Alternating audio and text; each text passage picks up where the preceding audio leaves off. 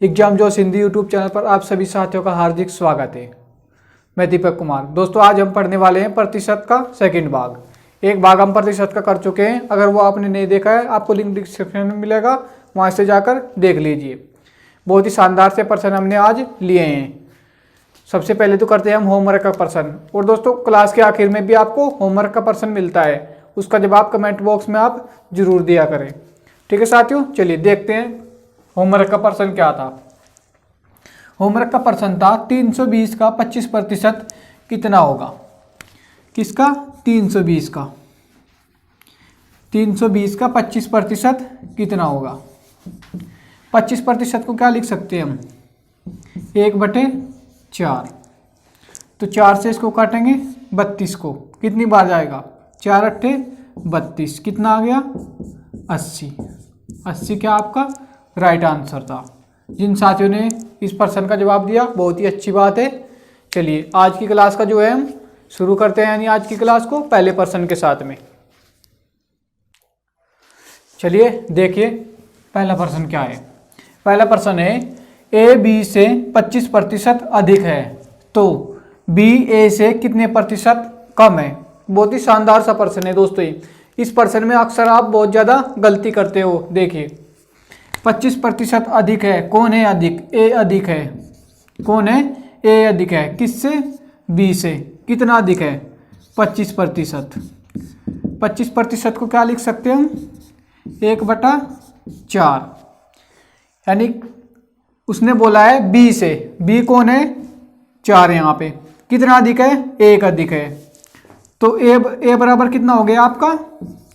ए बराबर कितना हो गया? 1 अधिक होने से 5, और बी कितना हो गया? 4।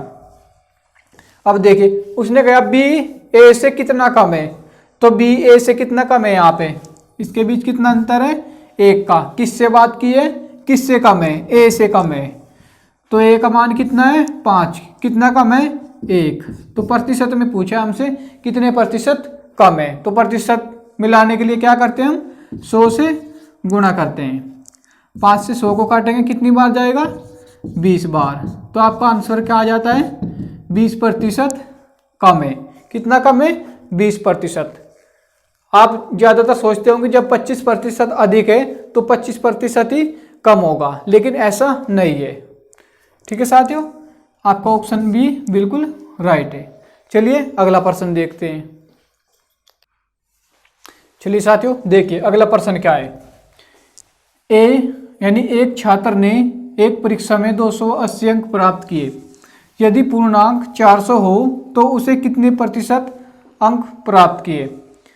ठीक है साथियों, कोई छात्र था, परीक्षा में उसे 280 अंक मिले। कितने में से? 400 में से। उससे किसी ने सवाल कर लिया कि भाई तुझे कितने प्रतिशत अंक मिले। तो हमें क्या बताना है यहाँ पे? प्रतिशत में बताना है। देखिए प्रतिशत कैसे निकालते हैं हम। कितने अंक मिले कुल उसको? 280। कितने अंकों में से मिले? कितने में से मिले? 400 में से। 400 में से कितने मिले? 280। प्रतिशत निकालने के लिए क्या करते हैं हम? 100 से गुणा कर देते हैं। देखिए 2 जीरो से 2 जीरो कट जाएंगे। 4 से इसको काटेंगे, 4 सत्ते 28 और 0 की 0। तो कितना आ जाएगा? 70%। तो कितने अंक मिले उसको? 70%। आपको भी ऐसे ही अंक निकालने होते हैं जब आप परीक्षा में पास होते हैं। जैसे हाई स्कूल का जब रिजल्ट आता है तो आप देखते हैं कि कितने प्रतिशत अंक बने। ठीक है साथियों, तो आप इसी तरीके से निकालेंगे। चलिए अगला प्रश्न देखते हैं। चलिए देखते हैं अगला प्रश्न क्या है। देखिए अगला प्रश्न क्या है। एक टोकरे में रखे आमों में से 20% खराब है। यदि इस टोकरे में खराब आमों की संख्या 35 है तो टोकरे में अच्छे आमों की संख्या कितनी है। ठीक है साथियों, एक टोकरा है, उसमें आम भरे हुए रखे हैं, बेच रहा है कोई। उसमें से क्या हो जाता है? 20% खराब हो जाते हैं। तो उसने बताया है कि वो जो खराब आम है 20%, वो संख्या में कितने हैं? वो 35 आम हैं जो खराब है। हमें क्या बताना है? टोकरे में अच्छे आम भी तो होंगे, जो साफ सुथरे होंगे, उनकी संख्या कितनी है। देखिए खराब कितने हैं? 20%। वो 20% कितने हैं? 35। 20% कितने हैं? जब 20% खराब है, आप समझिए साफ सुथरे यानी अच्छे आम कितने होंगे, वो कितने होंगे 80%, क्योंकि टोकरे में कुल 100% आम होंगे, उनकी संख्या में नहीं पता है। टोकरे में कुल कितने आम होंगे, पूरे 100% होंगे, उनमें से 20% खराब हो जाते हैं, तो बचते कितने हैं 80%। वही क्या करना है, हमें ज्ञात करना है। देखिए जब 20% का पता है हमें, 20% बराबर 35 होता है, तो क्या मैं इसको 80% बना सकता हूँ? जी बिल्कुल बना सकता हूँ। अगर 20 की 4 से मैं गुणा कर दूँ तो कितना हो जाता है, 20 चौक 80, कितना हो जाएगा 80% हो जाएगा। जब मैंने इधर गुणा किए तो इधर भी मैं गुणा कर दूंगा, किसकी 4 की। तो जब इधर 4 की गुणा करूँगा तो कितने हो जाएगा 5 चौक 20 और 4 तिया 12 और 2 14। तो जो अच्छे आम हैं टोकरे में वो कितने हो जाएंगे 140। बिल्कुल आसान है दोस्तों करने में। देखो मैंने 20% का पता है मुझे, 20% कितने होते हैं 35 होते हैं। क्या मैं इसको 80% बना सकता हूँ? जी हाँ बिल्कुल बना सकता हूँ। इसको मैंने 80% बना दिया 4 से गुणा कर। एक बात ध्यान रखना, जिस संख्या से आप इधर गुणा करोगे उसी संख्या से इधरली साइड भी गुणा करके, क्योंकि ये आपस में हमें बराबर रखना है इनको। ठीक है साथियों, तो मैंने 4 से गुणा कर दी, कितना हो गया 80%। तो इधर भी मैंने 4 से गुणा कर दी, तो ये भी 80% के बराबर हो गया। ऑप्शन बी आपका बिल्कुल राइट आंसर है। चलिए अगला प्रश्न देखते हैं। देखिए करिए इस प्रश्न को, बहुत ही शानदार सा प्रश्न है। देखिए प्रश्न क्या है हमारा, एक टोकरे में रखे 36% सेब खराब हैं। यदि इस टोकरे में अच्छे सेबों की संख्या 144 हो तो कुल सेबों की संख्या कितनी होगी? जो हमने पहला प्रश्न किया उससे थोड़ा डिफरेंट है प्रश्न ये। उसमें क्या था, खराब सेब का प्रतिशत दिया था और खराब सेब की संख्या दी थी, लेकिन इसने ऐसा नहीं किया। इसने क्या बोला, खराब सेब का प्रतिशत तो दे दिया लेकिन हमें संख्या किसकी दी, अच्छे सेबों की संख्या दी। तो हमसे क्या पूछ लिया कि टोकरे में कुल सेब कितने हैं, यानी खराब भी और जो अच्छे हैं दोनों मिलाकर कितने सेब थे टोकरे में। देखिए 36% क्या थे, खराब। क्या थे, खराब, यानी खराब और सही। देखिए खराब सेब हैं और ठीक, यानी जो अच्छे सेब हैं, अच्छे सेब। जब खराब सेब 36% है तो अपने आप में कोई भी चीज़ क्या होती है 100%। तो बचा कितना, तो हम 100 में से 36 जब घटाते हैं तो कितने प्रतिशत बचता है 64%, यानी 64% क्या है अच्छे सेब हैं। एक बात का ध्यान रखना, हम अच्छे सेब के बराबर अच्छे सेब को रख सकते हैं और खराब सेब के बराबर खराब सेब को रख सकते हैं। विपरीत चीज को हम किसी भी समान चीज के साथ नहीं रख सकते। ठीक है साथियों, देखिए हमें क्या दिया है, अच्छे सेब दिए हैं, तो हम अच्छे सेब को अच्छे सेबों के प्रतिशत के साथ रखेंगे। देखिए अच्छे सेबों का प्रतिशत कितना है 64, 64% बराबर कितना है 144। ठीक है साथियों, काटिए 16 से हम इसको काट रहे हैं। देखिए 16 चौक 64 और 16 नंबर कितने होते हैं 144, यानी हमारा क्या आ गया 4% के बराबर कितना है 4% बराबर 9 है। हमें क्या ज्ञात करना है, हमें तो सभी सेबों की संख्या ज्ञात करनी है, यानी कुल सेब कितने थे 100% थे। देखें यहाँ कितना है 4%, इसको मैं क्या करूँगा 100% बना दूंगा। ऐसी कौन सी संख्या से गुणा करूँ 4 में मैं कि 100% हो जाए, किससे गुणा कर दूँ, अगर 25 से मैं इसको गुणा करता हूँ तो क्या हो जाता है 25 चौक 100, यानी पूरा 100% हो जाता है। 25 की गुणा करने पर 4 में कितना हो जाता है 100%। तो इधर भी क्या करूँगा मैं 25 की गुणा कर दूंगा। ठीक है साथियों, तो कितना हो जाएगा 25 नंबर कितने होते हैं 225, तो हमें क्या मिल जाएगी कुल सेबों की संख्या मिल जाएगी, यानी टोकरे में कुल कितने सेब थे, कितने सेब थे 225। 225 आपके कौन से ऑप्शन में है, ऑप्शन डी में। दोस्तों बहुत ही शानदार सा प्रश्न था ये, एक बार फिर से समझ ले।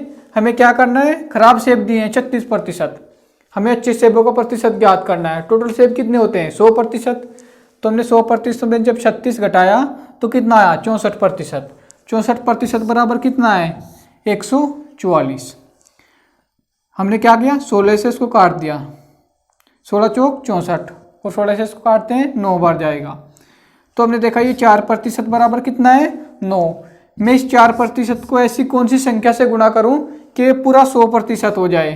तो कौन सी संख्या से गुणा की मैंने 25 से, तो क्या बन गया 100%। इधर भी 25 से गुणा कर दी तो ये भी क्या हो गया 100%। कितना आ गया 225। बहुत ईजी है, जब आप करोगे खुद तो आपको और ज़्यादा क्लियर होगा। चलिए अगला प्रश्न देखते हैं। चलिए देखिए अगला प्रश्न क्या है।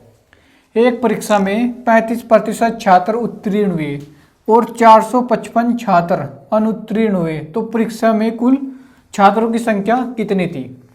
देखिए एक परीक्षा थी दोस्तों, उसमें क्या हुआ 35% छात्र पास होते हैं। फिर उसने क्या बताया कि 455 जो छात्र हैं वो फेल हो जाते हैं। तो उसने पूछ लिया हमसे कि जो पूरी परीक्षा थी यानी जितने बच्चों ने पेपर दिया उनकी संख्या कितनी थी। देखिए कैसे ज्ञात करना है आपको। छात्र थे दोस्तों जो पास हुए और कुछ फेल हुए। जो फेल हुए वो संख्या में कितने हैं 455। उसने बताया हमें 35% पास हैं। कितने 35%। तो कुल कितने छात्र बैठे थे 100%। जब 35% पास हैं तो फेल कितने हैं 65%। कितने हैं 65%। ठीक है साथियों, 65% फेल हैं। वो 65% किसके बराबर होंगे 455 के। किसके बराबर होंगे 455 के। ठीक है साथियों, देखिए कौन सी संख्या से काटो इसको मैं कट जाए। 13 पंजे 65, 13 3 39, 13 पंजे 65। देखिए 13 से कट रहा है ये, 13 से काटते हैं इसको। 13 पंजे 65 यानी 5% हो गया। 13 तिया 39 और 13 पंजे 65। तो हम चाहे तो 1% के बराबर भी ज्ञात कर सकते हैं। 1% के बराबर कितना होगा 7। कितना हो जाएगा 7। 1% बराबर कितना है 7। हमें क्या ज्ञात करना है कुल 100%, क्योंकि परीक्षा में जो छात्र बैठे हैं वो तो कितने थे प्रतिशत में 100% थे अपने आप में। चाहे उनकी संख्या कुछ भी हो 20, 30, 40, 50, वो अपने आप में क्या होते हैं 100% होते हैं। देखिए जब 1% बराबर 7 है तो 100% बराबर कितना हो जाएगा, कितना हो जाएगा 700। ठीक है साथियों, क्या करते हैं हम 1% बराबर 7 है तो कितनी 100% चाहिए तो हम क्या कर देते हैं 100 की गुणा कर देंगे, 100% हो जाएगा। कितना आ जाएगा 700। दोस्तों मैथ बड़ा ही आसान है अगर आप सीखना चाहो तो। ठीक है साथियों, चलिए देखते हैं अगला प्रश्न।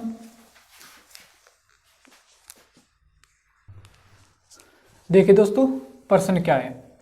प्रश्न है एक संख्या के 42% और 28% के बीच 210 का अंतर है, इस संख्या का 60% क्या होगा। करिए इस प्रश्न को, बहुत ही शानदार सा प्रश्न है दोस्तों। मैथ आप सीख सकते हो, जिसने कभी मैथ नहीं पढ़ा हो अगर उसकी इच्छा शक्ति इतनी तेज है यानी वो सीखना चाहता है तो कुछ भी सीखा जा सकता है। इस दुनिया में कोई भी चीज़ असंभव नहीं है। यदि कोई आदमी कर सकता है तो आप भी कर सकते हो। दुनिया का अगर कोई भी व्यक्ति किसी चीज़ को कर सकता है तो आपके अंदर भी वो क्षमता है कि आप कर सकते हो। कुछ साथी क्या कहते हैं कि हमें मैथ आता नहीं, कि हमें मैथ नहीं आता। ठीक है साथियों, कौन कहता है कि हमें मैथ नहीं आता, बल्कि वो सीखने की हद तक गए ही नहीं, उन्हें कभी सीखने का प्रयास ही नहीं किया। देखिए इस प्रश्न को कैसे करते हैं आप, तो जिस चीज़ को आप सीखना चाहो वो सीख सकते हो। देखिए इस प्रश्न को देखिए आप, एक संख्या के 42% और 28% के बीच 210 का अंतर है, इस संख्या का 60% ज्ञात करना है आपको। देखिए संख्या 42% और 28%, एक ही संख्या के जो हैं मान है ये 42 और 28, इनके बीच अंतर कितना है पहले तो आप ये देखिए। इनके बीच कितना है 14% का अंतर है। वही अंतर क्या है 210। 14% किसके बराबर होगा 210 के। हम देख रहे हैं इनके बीच 14% का अंतर है, उसने बोल दिया कितना का 210 का। दोनों चीज आपस में बराबर है।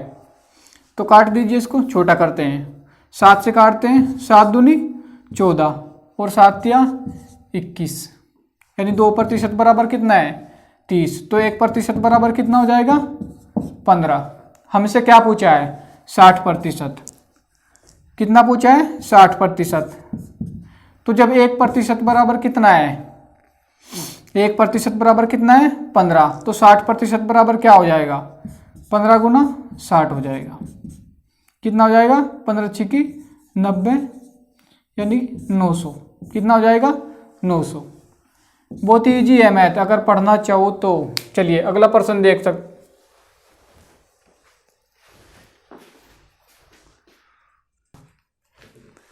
देखिए नेक्स्ट प्रश्न क्या है। अगला प्रश्न है हमारा, किसी संख्या के 30% का 15% 18 है तो वह संख्या क्या होगी।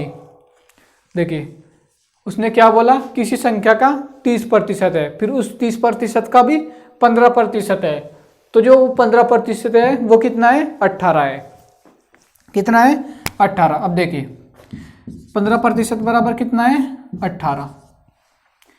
ठीक है, छोटा करिए, 3 से काटते हैं, 3 पंजे 15 और 3 छंग 18। ठीक है साथियों, तो 5% बराबर कितना है हमारा 6। 5% बराबर 6। तो हम क्या करेंगे, इसको 100% बनाएंगे। क्या बनाएंगे 100%। 5 में किस संख्या की गुणा करूँ मैं कि ये 100% हो जाए। किसकी गुणा कर दूँ मैं, अगर 20 की गुणा कर दूँ तो ये पूरा 100% हो जाएगा। 20 पंजे कितने होते हैं 100। कितना हो गया 100%। तो इधर भी किसी जो इधर गुणा किया मैंने उसी संख्या से यहाँ भी गुणा करनी पड़ेगी। कितने हो जाएगा 20 छिक्का 120, यानी जो 30% है ये वाला वो कितना है 120 है। इसी का तो ये 15% है ना 18। जब ये 15% ही 18 है तो 100% कितना होगा 120 हो जाएगा। तो ये कितना है 30%, यानी उस संख्या का कितना है ये 30%। कितना है 120। समझ रहे हैं आप मेरी बात को।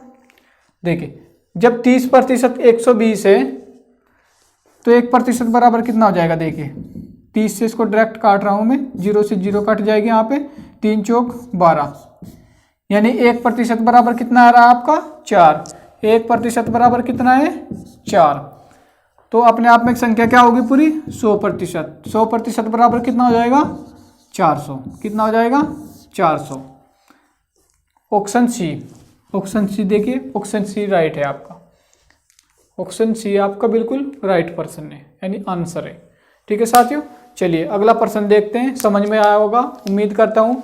दोस्तों वीडियो अच्छी लग रही है तो वीडियो को लाइक करना बिल्कुल भी ना भूले, और चैनल पर नए हैं आप, चैनल को सब्सक्राइब नहीं किया है तो कृपया चैनल को सब्सक्राइब जरूर कर ले, और वीडियो को शेयर जरूर कर दे अपने दोस्तों के साथ। जितने भी आपके पास व्हाट्सएप यानी फेसबुक एजुकेशन ग्रुप हैं उन सभी में इस वीडियो के साथ शेयर कर दीजिए।